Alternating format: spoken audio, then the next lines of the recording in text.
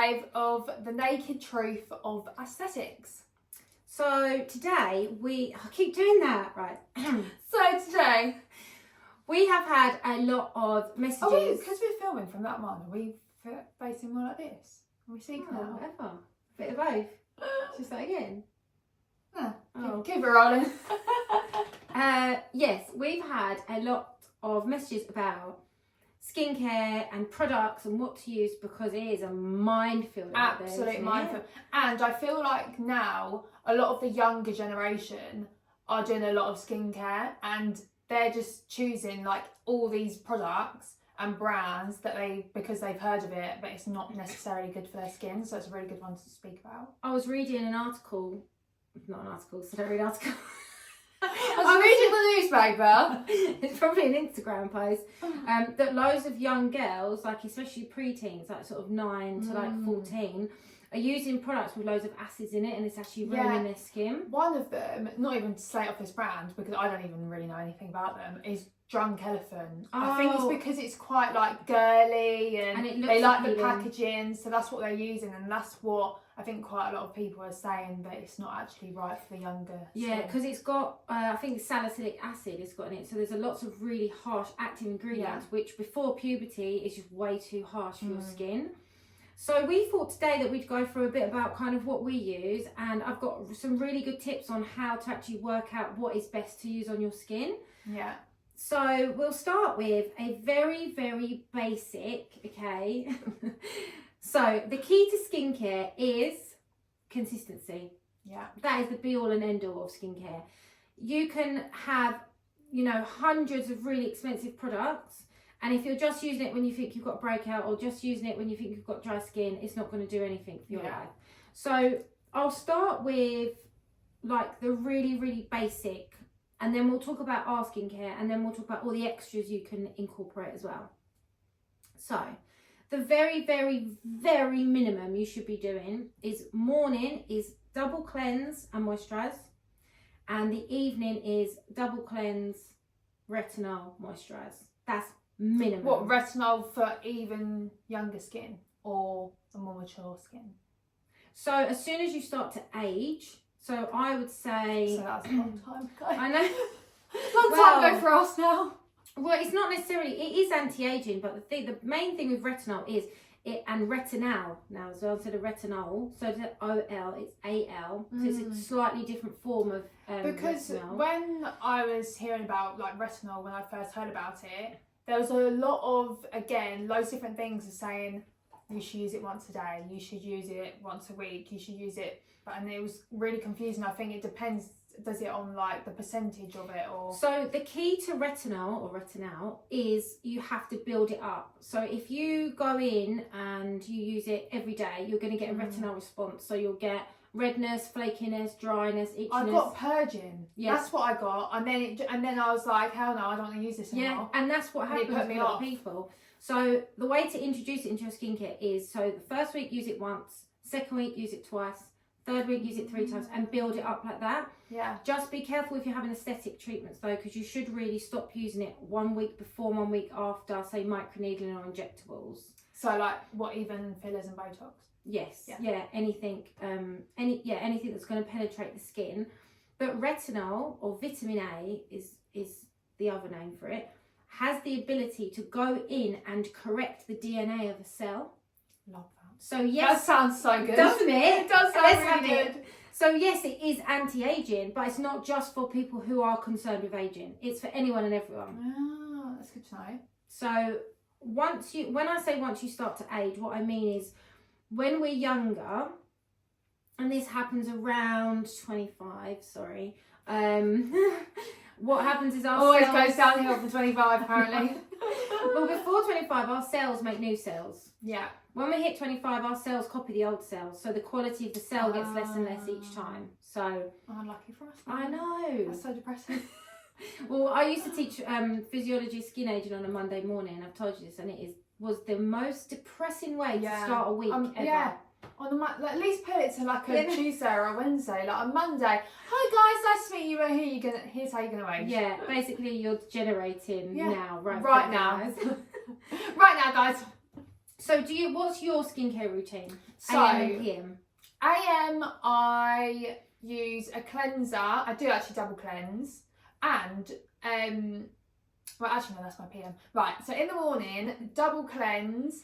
And then I use a micellar water. And then I use a toner. And then I use a moisturiser in the morning. Mm-hmm. And then in the evening, I've got a Lumi Spa, which is like if anyone doesn't know, it's like a device and then you do it over your face, and that's like a cleanser. Then I use my micellar water again after that. And then I can't remember if I use toner or my exfoliate. Does it depend on how your skin's feeling that day? Do you know what it was? Every time I have to Google it because I never know whether it's the toner or the exfoliate, the Paula's Choice exfoliator, and then moisturiser. Okay, so let's start with what cleanser and moisturiser are you using? So my cleanser, I don't know. I don't know what it is. I'm trying to think. It might be Paula's Choice. Is it a foam, a gel? It's a foam. So I use that. My toner is E05, I think it is, or E05. And then my moisturiser is, what is it? Simple. Oh. No. Oh, okay, right, What? let's go What's wrong with Simple? So, well, the question I want to ask you is, what made you pick those products? Like, was it the look of them, the price, the feel? Paula's Choice, just because it works well with my skin. In what way? So you see an improvement when I you see an improvement. I suffer from quite greasy skin, so when I use that, I feel like it makes my skin like less greasy, like more matte. Yeah, because I like a matte face anyway. And then E05, I only actually recently started using that for the last 2 months, just because my old one ran out. I don't even know what my old. I honestly, I'm so rubbish with skincare, so rubbish. And then the moisturiser, just because I quite liked it because it wasn't really greasy. Yeah, and it's easy to get hold of because you can buy Simple everywhere. So and it's cheaper. Simple, I've had a lot of experience that clients have used Simple. Yeah. And the actual name Simple has nothing to do with the products. It's just a marketing front. Yeah. The actual ingredients, if you look on the back, they're not very good. Really? And they're really cheap. And they're a cosmetic brand rather than a pharmaceutical brand. Yeah. So the difference between cosmetic and pharmaceutical is the grade of the ingredient that they use. Yeah. So for example, let's take hyaluronic acid. If you have a gram of hyaluronic acid as cosmetic grade, it might cost you, say, 10p. If you've got a gram of hyaluronic acid pharmaceutical grade, which means it's a lot better quality, it's going to be like £1. Yeah. So when they say cheaper products aren't as good, it's because of the grade of the ingredients that they're actually using in those products. Yeah. And there's usually a lot of other crap to bulk it out. So I would just encourage you to have a look at the ingredients that are in it. Yeah. And maybe research some of the ingredients and see if they're... But for me, because I don't have bad skin, it's kind of like... Yeah. I know it sounds awful. I'd rather spend my money on other things. That's fair enough. For me, personally. But then, I do get it because I am getting older now, so I should probably be investing. Past 25 now, getting old. I know, so I should probably invest, to be fair. Like, to actually saying that, I bought one of those red light masks. Yeah. To do at home. So my advice to anyone is, if you're going to spend money on a product, it's got to be a moisturiser. You can have a cheaper cleanser, a cheaper this, a cheaper that. You have to, if you're going to that's what I've done it the wrong way around. Because that is a thing that's going to stay on the skin. So let's take cleansers, for example. So cleansers are used to remove the grease and, you know, anything that you've picked up from the day. And then your moisturiser. So that's why we double cleanse, because the first cleanse is like any makeup and any surface grease, and then the second cleanse actually cleans your skin. Cleansers specifically should be used for a minimum of 2 minutes each, because that's how long it takes to activate the ingredients in the product. So if you're cleaning your face for less than 2 minutes, you might as well not do it. Yeah. And what are you removing your cleanser with? Because that's another big one. And I've just realised I've left. You tell and I'll get my thing. What do you remove your cleanser with? Just a cotton pad. A wet cotton pad? Dry cotton pad? No, a wet one. Okay, that's fine. Yeah, no. You mean, I'm like, wow, 100 questions. I'm like, ah. No, only because a lot of my clients used to use like No, a wet one, because otherwise if you... do you know what, I've used a dry one before, just when I was like really being quick. You can't get it off properly. Yeah. My main concern is if it's disposable or not, because a lot of people use things to remove their makeup that they then reuse, and as something's drying, that's when it harbours bacteria. So I've only recently started using these. It's called Clean Skin, and they're basically one use. These are the extra large ones. There was a freebie. It's just like a skin towel, a skin wipe. You wet it. It's probably better. Done. Yeah, because cotton pads, you just go through. I feel like I go through so many. And you can get cheaper versions of this online. And the other thing with cotton pads is they've got lint in them, so that means it leaves the fibres behind. So these are lint free, so they won't leave That any. would make sense, because sometimes my skin might feel like a little bit rough, and I'm like, why is it rough? Yeah. Like little tiny bits. That must be that. So, but anything disposable is better than non-disposable. Oh yeah, no, because I feel like years ago I bought, them like cotton pads that people say you can reuse, and I'm like, but mine are filthy. But after one go, like, I can't reuse them. Yeah, and Do you it's know what I not mean? even if you wash them out. The thing is, as things dry, they hold bacteria in them. So anything that needs to dry before you use it again can have bacteria in it. Yeah. The other thing as well, after washing your face, is never ever dry it with a towel. Yeah. Especially, I feel like you told me probably that because the towel's dirty, isn't it? So you're gonna make your face. Yeah, dirty. and also it's too rough for the face and your skin. It's fine for the skin on your body, because remember the skin on the body is twice the thickness of the skin on your face. Yeah. And what a lot of people do is they like that feeling where their skin feels like really dry, and like kind of squeaky clean. But actually, what you're doing is you're taking away the protective barrier and you're opening yourself up. Because I let mine like air dry. Yes, now. Perfect. Or you can You have honestly you shame I bought bloody rubbish. Moisturiser. Don't I'm worry. really upset about it. I'm going to go to Blue Water after work, and I'm going to go and buy a nice moisturiser. By the end of this episode, you will be purchasing a new moisturiser. And a new whole skincare routine. Yeah. Well, the other thing some people use as well is the fans. You can get the face fans to help dry your skin. Oh, that's a good idea. As long as it's not material, it's got to be plastic, because again, bacteria. Yeah. So, is that everything we need to say about cleansers? So yeah, cleansers. Also, the temperature of the water that you're washing your face with, not too hot. So it needs to be room temperature or slightly cooler. Yeah. So we're making sure that... Is that because it closes the pores? It's because it's too harsh for your skin. Your skin's too sensitive. And they say that about your hair, don't they? They say you shouldn't wash your hair with like really hot water. Yeah, because it can weaken the structure of the hair from the outside. So cleansing the skin. I personally love a foam. I actually use this Caudalie. I really like it. And again, cleansers are really personal preference. Whatever works for you. I was interested to know why you use your micellar water after you cleanse. I don't know. I've just always done that. I feel like maybe because when I cleanse, I want to make sure then everything is off, and I feel like micellar water just does that.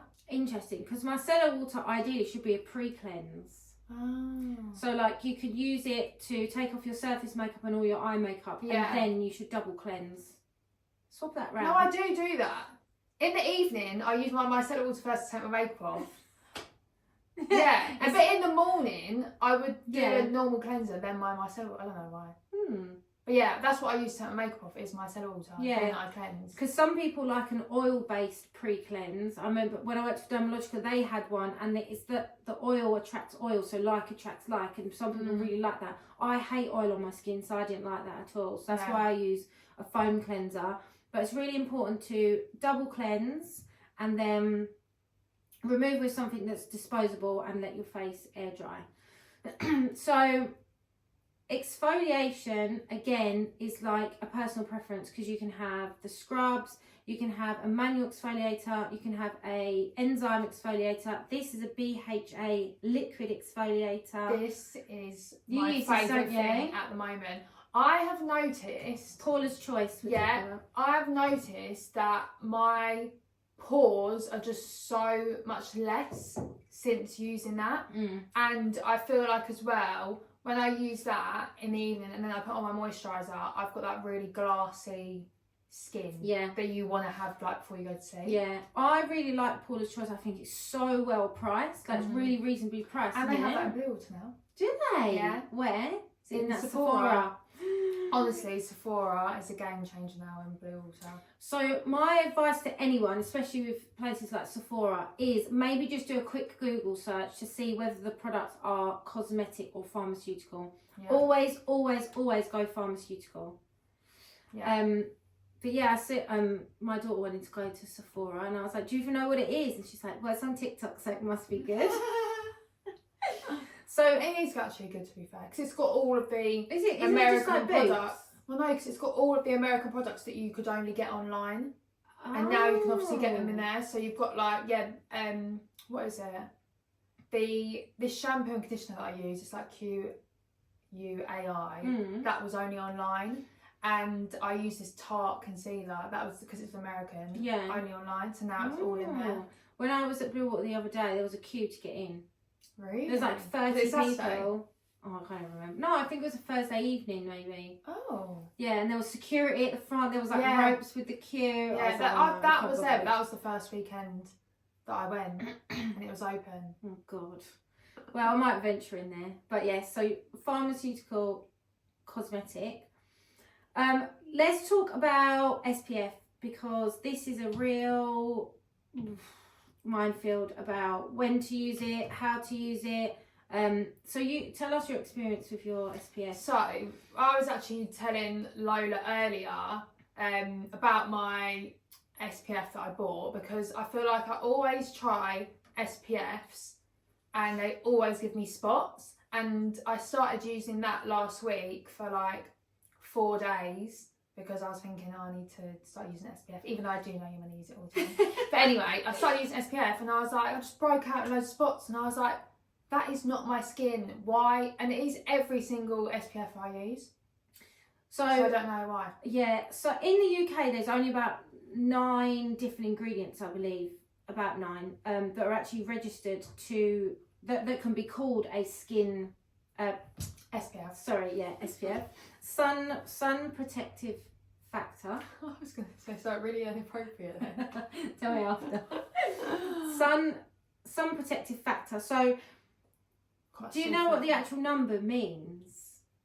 What do you mean? So, if it's SPF 15, it's SPF 30, it's SPF 50. What does that actually mean? Well, I just thought it meant whatever the higher number it is, the more it's going to protect. Yeah. So say SPF 15, it will take 15 times longer for your skin to burn. That's where they get the numbers from. Yeah. However, the ingredients, the chemicals that go into an SPF 50 are sometimes counteractive of what you're actually trying to do. You're trying to protect your skin. Yeah. So usually the two main, oh God, I need glasses. Usually the two main ingredients are either titanium dioxide or arbutin. Those are the ones you generally find. There's no ingredients on this. Stop it. It's in another language. What? Is it actually? Let me have a look. I'm sure. No, it is. Where? What's the ingredients?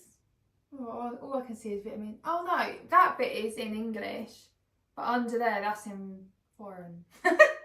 So. Oh, it says scan me. Oh, maybe it's on and on the actual thing, on the actual box. Sorry. So with SPF. Generally, a general rule is SPF 15 is fine every single day. When you're going on holiday, or if you've had an aesthetic treatment, you've got to up that to either 30 and above. I personally don't go over 30 because when I read how much chemicals in it, I would rather stick with the 30. And the 30 is fine.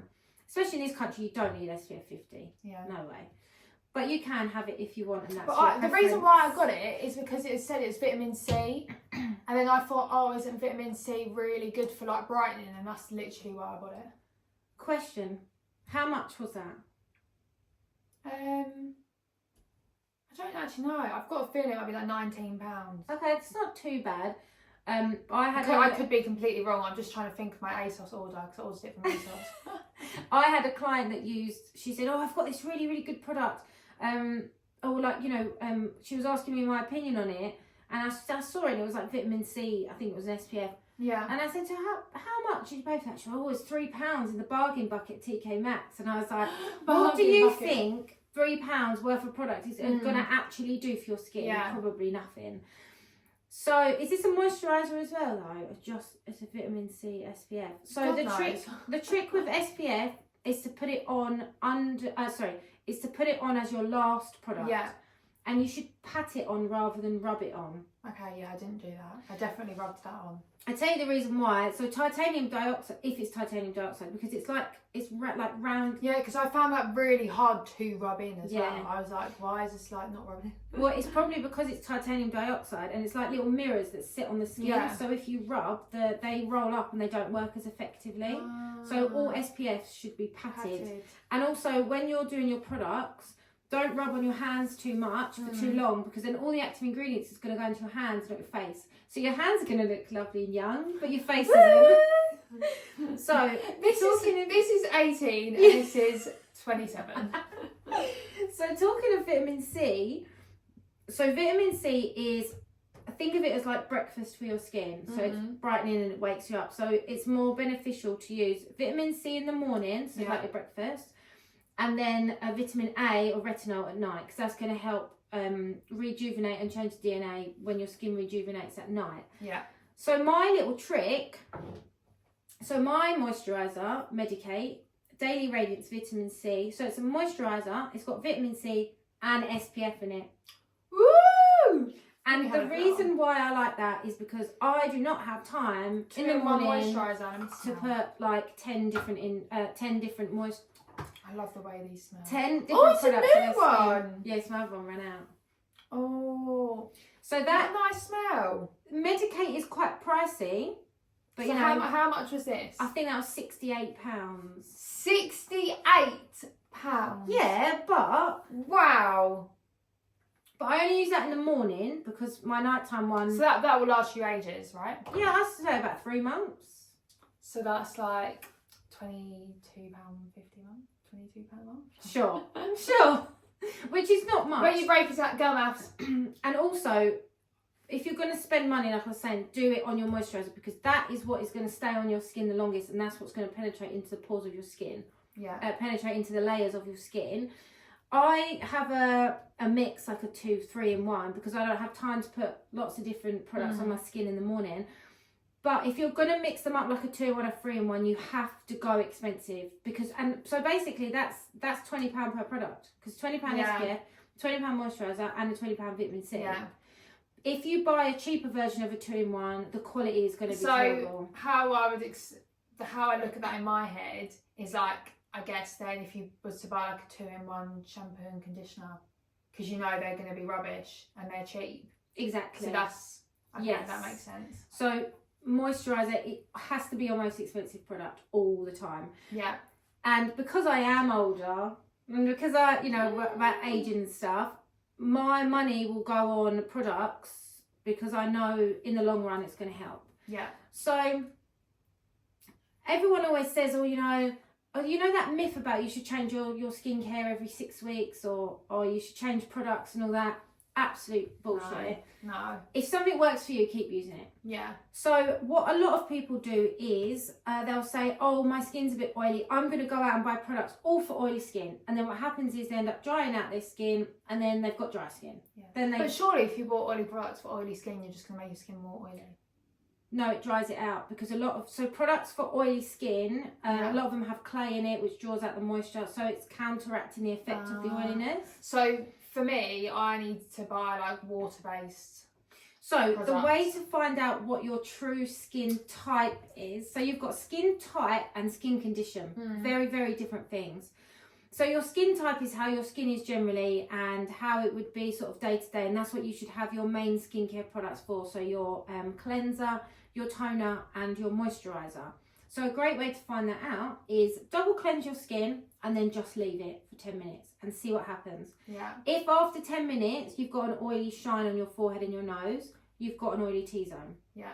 If after 10 minutes it feels really quite dry and tight, you've got a dry skin type. So double cleanse and then leave it, and that is your true skin. Yeah.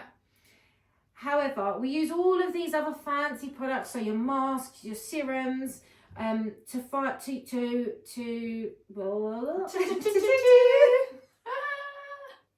It's because my brain's going no. No, but I can tell that you love talking about this. I know, it's really sad, isn't it? No, it's not sad. It's good. It's really good, and this is why you own a beauty school. Well, and this is why I do the social media. No, but I've acquired all of this knowledge over what 20 years, and I've worked for big skincare brands. I've worked for Dermalogica. I worked for Medicaid. Well, I nearly worked for Medicaid. I got a job. Tell the story. Tell the So story. I got a job with Medicaid in Harrods, and I was so excited because I love their brand, and I thought, well, I can't really afford it because I couldn't afford it at the time. Gonna get and enough I thought, price. yeah, this is perfect. So a lot of my younger career was in Selfridges. So I worked for Dermalogica in Selfridges. I worked for Aveda in the beauty hall, and then I worked in the salon there as well. Mm.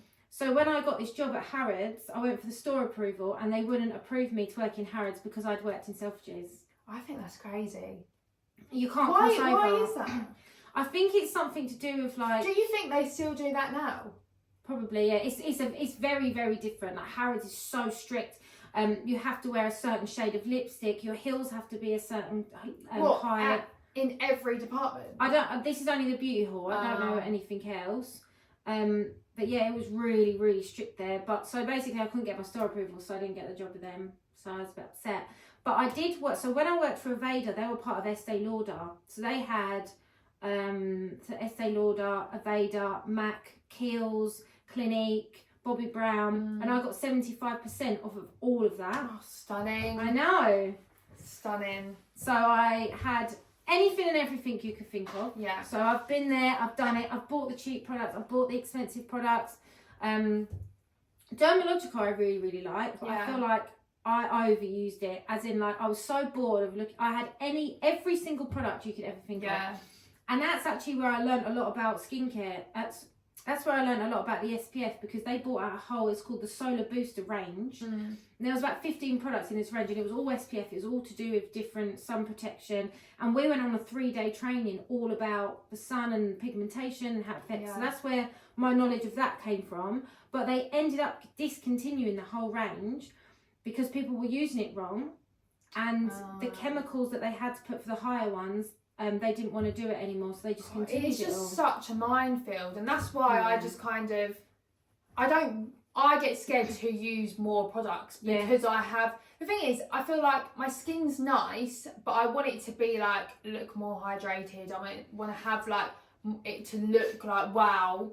Do you know what I mean? I feel like people say that to me, but then when you look at it close up, I think from afar, it looks nice, but for me, when I get like little blackheads and stuff, like little bumps, and I'm like, but then it must be. So now we're talking about your skin condition. So you use your other stuff, your serums, your masks, and things for your skin condition. So for example, if you're saying, oh, you know, I want my skin to look brighter, or like for example, I know I always get breakouts when I'm due on, so that week I'll have a clay mask, which I know is good for excess why can't I talk today? Excess moisture, excess oiliness. So like, I think your brain's on overload. Oh, it's like, honestly, want to get all this information I've out. had an absolute week. I could literally do. We've done half an hour already. I could do a whole podcast every week. Yeah, you actually could. But I want to make sure that this is why I love being around you though, because I just love learning this stuff. But I want to make sure I get the most important points across, because I could waffle on about this all day.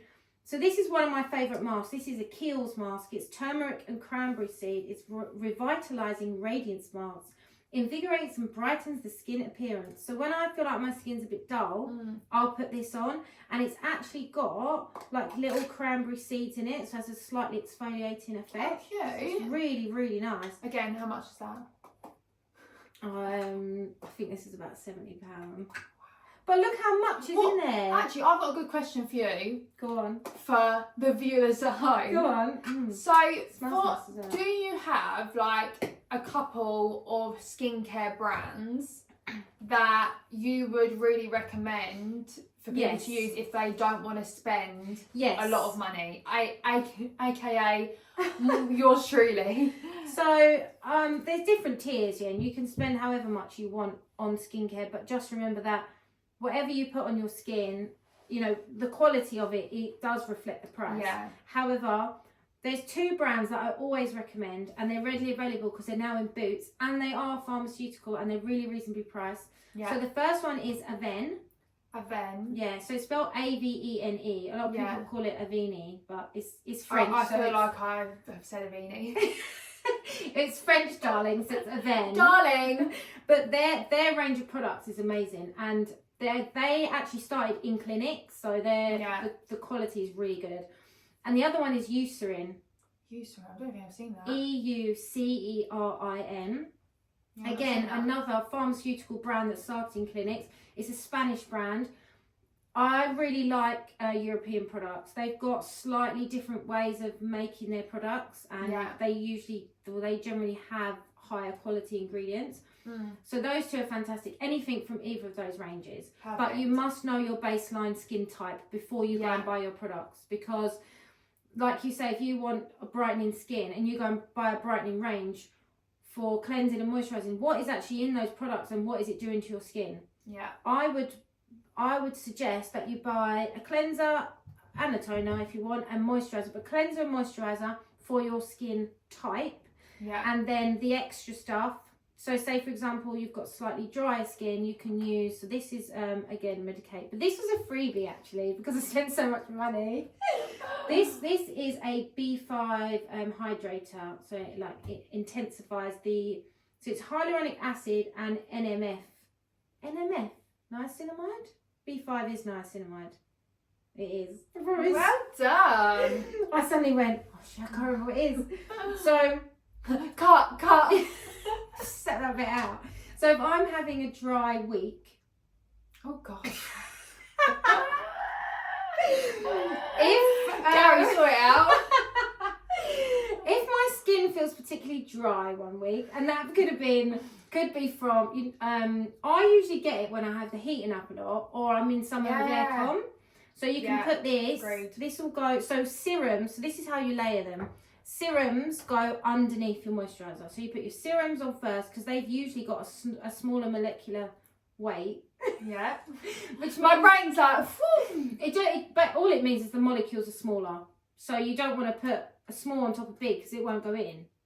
Right. Okay, this is getting way out of hand, guys. Oh no. So your serums are lighter, let's put it that way. So they need to go first. Then your moisturiser, and then your SPF sits on the top. If you mix your SPF with your moisturiser, so say they're separate products, if you mix them together, it lowers the SPF. So don't do that. Yeah. I wouldn't do that anyway though. Some people do just to save time. And, yeah. So then you need to buy this. Basically, everyone buy Medicaid. No, and I just love their products, but I love their retinol because it's not in squalene. So is that in the glass? No, squalene is squalene just means oil. Oh, okay. And I don't like oil on my skin, so they do. So is that a cream? Yeah, put a little bit. Go on. It's really nice. It rubs in really well. It's probably a bit much. Do the other hand, so you don't want a young hand. Yeah. No. But the reason why I like this is because it sinks into the skin really nice. Because the Ordinary, lots of people really like the Ordinary, and they're quite good products, but their retinol is squalene, so it's really oily, and so personally I don't like to use it. But this Ordinary, they're quite cheap, but you think they're quite good? Really cheap. They're okay, certain products. It just makes me worry, why are they so cheap if they're so good? I don't know the quality or the grade. I mean, I could look into it for sure. So lastly, this is one of my favourite products. Is Kiehl's again. I think this is about £30, but it's a lip mask. I've seen so many people use them on TikTok. It's coconut oil and wild mango butter. Oh, a little bit. It's really cute. Oh, I only want a little bit, I've got a lipstick on. Lovely. It's just so you can put this on at night and leave it on overnight. I just use it throughout the day. Yeah. Oh, nice. Coconut oil. Yeah. So, I'm going to stop saying... I was saying obviously all the time, and now I'm saying so, which is basically a fancy word for saying obviously. Fancy word? Not really. To sum up... Yeah. Summarise. Cleanse your skin 4 times a day. Twice in the morning, twice at night. Yeah. Do cleanse for a minimum of 2 minutes and use something disposable to take it off with. Toners are optional. I love this toner, the Paul's Choice. You use that as well, don't you? The BHA liquid exfoliant. Love that so You don't much. have to use toner every day. Some of them are quite astringent, so they're quite drying. But again, personal preference. Moisturiser is a must. I personally have a different moisturiser in the morning to the evening because I cheat in the morning because I have my SPF and my vitamin C, and then I have a slightly thicker one with an extra retinol at night. So if you want to be a little bit more fancy, in the morning you're doing cleanse, vitamin C, moisturiser, SPF, and then in the evening you're doing cleanse, exfoliate, serum, whichever serum you want, retinol, moisturiser. Nice. Ta-da! Ta-da! Any questions, please let me know. Yeah, please. We want to have some questions. Yeah, and we can elaborate on anything that was said today. So like I said, I could talk about this forever. So what moisturiser are you going to get, Nicole? Actually, I'm going to have a look. Have a look at the use Oh yeah, I'm going to just have to send you loads. Fine. I'll just say, like, this is okay, is this okay, is this okay, is this okay? I am actually going to go buy one this evening because you've made me stress about my oh no, no simple. stress. Simple. No, it's true though. I do need to start looking because I really wanted to get every week. I'm like, I really want to have micro needling done this week and then do it at work. But then every week I've been saying that I've been having sunbeds, so that's why I have. Okay, I'm not going to even comment on that. But I have actually been turning the face tanner off when I've been going in there, so... No comment. No, but anyway. Anyway, you do you, darling. Yeah. We'll talk about sun damage. Oh, no, let's not. On loads of my courses, when girls come in, they're like, yeah, we use sunbeds in it. And by the end of the course, my aim is to make sure that they know the issues with it and that they never use sunbed again. I just personally... That's another thing for another day. No, but I do think, though, that there are actually benefits because you hear quite a lot of people that have, like, psoriasis and stuff like that it does help. And I think as long as you're not using them loads, and because we do not get any vitamin D in England, and I think that it makes you feel better as long as you're not using them excessively. And for me, because I do want to get microneedling done, I'm just going to cover my face when I go in there. But I think it's nice to have one as long as you're not using it like 5 times a week. So the thing with... I think like 1 a week, that's fine. The thing you're saying with the psoriasis is it is the vitamin D that helps the psoriasis, but it also dries it out. The problem with treating psoriasis with sunbeds is, yes, you might be helping one problem, but you're causing another, which is a sunbed. I've had a couple of clients that have had psoriasis, and I've treated them with glutathione and vitamin D injections. Oh, really? And it's had the same effect, but without the sun damage. Ah, that's clever. I do understand what you're talking about with the vitamin D, but you can supplement it in other ways. And we'll leave it there. But for me, I just can't afford a holiday yet, so I'm like, sunbeds. Okay. Anyway, let's not talk about let's not get into this because I'll end up... Let's read out the lovely stories that we've got. So, shall I do the snake and you do... Yeah?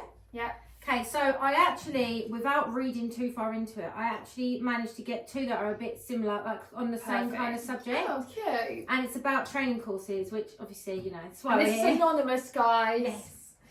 So the first one, she's actually named it the Fast Track to Nowhere, which I thought was really funny because we're trying to stop it. That is hilarious. And the fact that we're focusing on fast track this whole month. Exactly. Is that why you chose it? Yeah, I saw it and I was like, oh, I like that. So she says, I'll be honest, I should have known from the start the price was too good. A full day fillers training for half the price of what others are charging and a certificate at the end of that day sounded perfect. One day? For fast track? No, for fillers.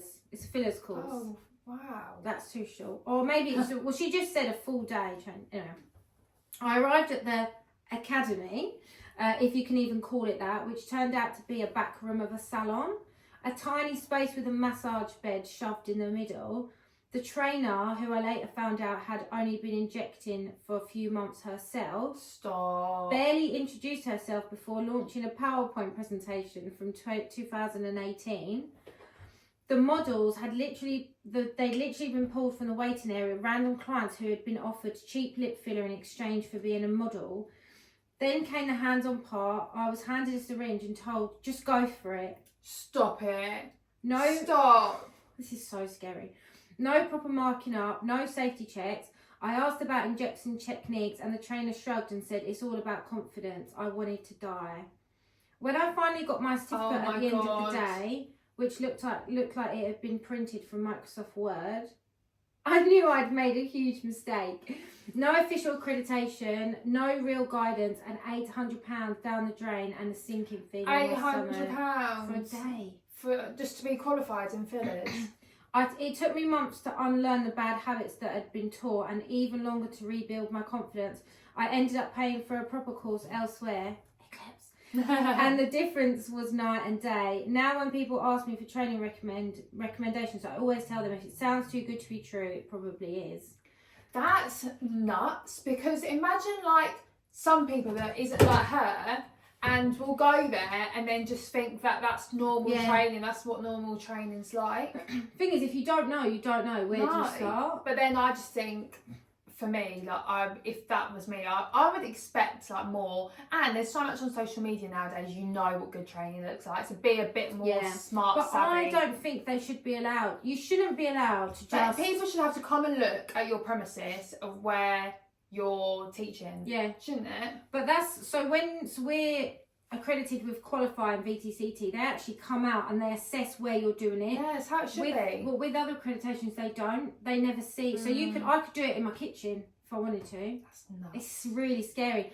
And that's why all of these regulations coming in, I think, well, that might come in, I think are really important. Actually, we can talk about that on the next. Yeah, we can go into that.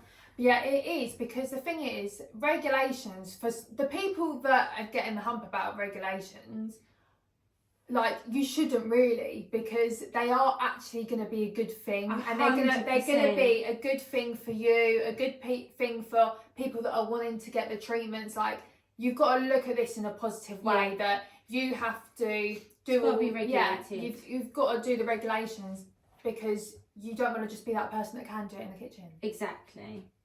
So the moral of the story is train at Eclipse. Basically. So this is a ladder story. It actually says it's from Simone, but sorry. So she put her name, so she's happy to say it. Okay. If you told me a couple of years ago that I'd be running my own aesthetics business, I would have laughed and told you to get a grip. But back then, I was stuck in a job I hated, working ridiculous hours for next to nothing, just going through the motions. I'd always loved beauty and skincare, always been the go-to person for advice. That sounds like you. But actually, making a career out of it, that felt like a pipe dream. Then one day I just thought, why not? I booked onto my first aesthetics course, absolutely bricking it, convinced I was about to throw my savings down the drain. The night before, I couldn't sleep. My head was full of doubt. What if I'm rubbish? What if I can't do it? What if I accidentally ruin someone's face? Oh, God. But the second I picked up the first syringe, something just clicked. It felt natural, like I was finally doing something that actually made sense to me. Oh, that's so cute. After that, I was hooked. I kept training, kept learning, squeezing in clients on weekends while still working my day job. Imposter syndrome was real. I'd have moments where I'd sit there thinking, who do I think I am? Honestly, I just can't even speak. Who do I think I am? Charging people for this. But I pushed through and then it came the biggest moment. I quit my job and went all in. Yes, queen. Now I wake up every day excited to work. My diary's full. My clients trust me and I finally feel like I'm doing something I love. The best part, seeing everyone's whole energy change after a treatment. Love that as well. I know. Like they've just found a new level of confidence. Aesthetics didn't just give me a new career, it gave me freedom and honestly, best decision I ever made. Also, I love that. can I just go back to her comment where she said that she picked up the syringe and it felt so natural? That doesn't happen all the time. So if that doesn't happen to you, don't let that be like put you off, because I think some people, it's the nerves that get the better of them. So if it doesn't feel natural straight away, still keep going at it, because just because it's like when you're driving, it's not going to feel natural straight away. Some people might pick it up easier, some people don't, but you still will all be able to do it anyway. You did some videos recently with the girls on the training course, how they felt before and after, didn't you? How did that go? That was really sweet actually. I think there was two of the girls were really, really nervous, and afterwards they did feel so much better. And then one of the girls, she just was like, she was like so like chilled. She was not worried at all. And then afterwards she was like, I still feel good. Yeah. So it goes to show everyone is different. Literally everyone. But the thing with our course is you have so many models. Because literally, I think it's like 3 or 4 lip models. It's 3 lip models, and then the next day you have your cheek, chin, and jaw. And if you're not confident, you can come back and do a free refresher as well. So we always make sure that you're confident, because at the end of the day, you are injecting someone's face. Yeah, I think you do definitely feel better after you've done it, just because I think if you've never injected someone before, that just the unknown is the scariest part. And then you're like, then you get a bit of a buzz to do it again. But and we're also really heavy on safety, so we go through what can go wrong, but also when it goes wrong, what to do about that. Not, this could go wrong and sort it out yourself. So just get in contact with us later on and then not reply. Then block you. 100%. We go heavily on safety just because it is so important, isn't it? Definitely. So we'll put some links up to our amazing courses. I know it's not like I'm... No, but the thing is, like, it's not even like being up our own arse. It is literally just we know we are good. Like we've been around for so long now as well. We've built up like this really good reputation, and even like we work with InSync, like they feel confident in us to like guarantee people insurance straight after all their courses. So it's good. And we'll put things up like links and stuff. But has anyone got any questions, or they want us to go further into what the course entails, or we could take you along and do a little what happens on the course. Well, you're doing some of that for socials, aren't you, anyway? Like what you actually do on the course, and what you learn and stuff. But any questions or anything, let us know. We always want to hear. Please keep sending in your stories, because they are all so brilliant. We love reading them out. Yeah, and we'll look forward to episode 6. Woo! Okay, thank you. Bye.